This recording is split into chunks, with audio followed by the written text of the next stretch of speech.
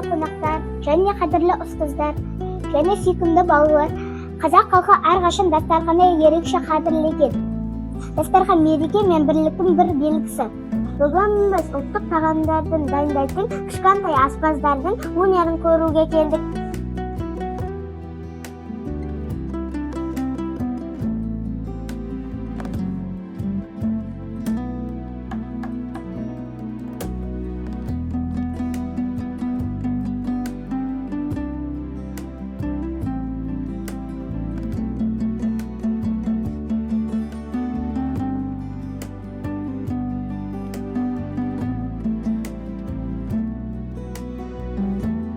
Шырай көрген кішкентай аспаздар қандай тағам дайындап жатыр екен, соны барып көріп келейік.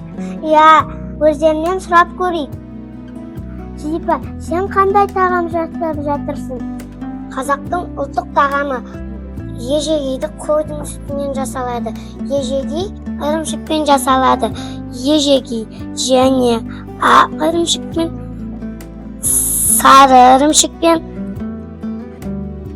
екеуін араластырамыз, кішкене сүт құямыз, екеуін араластырамыз, қолымызға алып жасаймыз.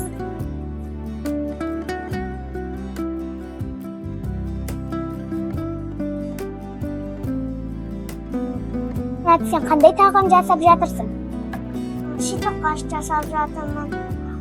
Бұл қазақтың ұлттық тағамы. Қамырды ширатып алып, бөліктерге бөліп, пісіріп аламыз. Айзин, сен қандай тағам пісіріп жатсың? Мен зұқпа пісіріп жатырмын. Ол қазақтың ұлттық тағамы. Оған керек затамыз су, ұн, тұз. Қамырды зұқа етіп жайып, екі жағын пісіреміз.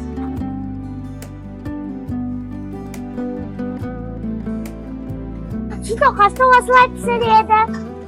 Болса, сен қандай тағам жасап жатырсың? Шибеден құрт жасап жатырмын. Сүтті үйітіп, айран жасаймыз. Айранды жылытып, мына қалтаға құямыз. Су ағып кетіп, мынандай шибе болады.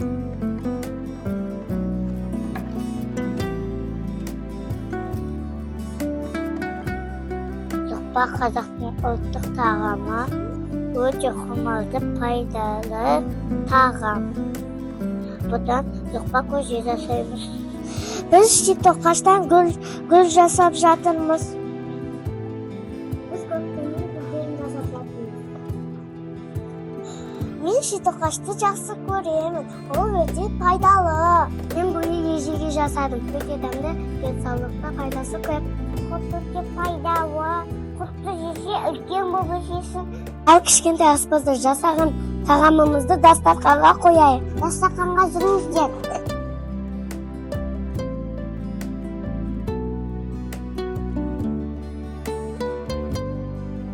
Аспаздар, тағамдарың өте дәмді болыпты. Рахмет сендерге. Біз сендерден көп нәрсе үйрендік. Қазақтың ұлттық тағамдары халқымыздың бай мұрасы.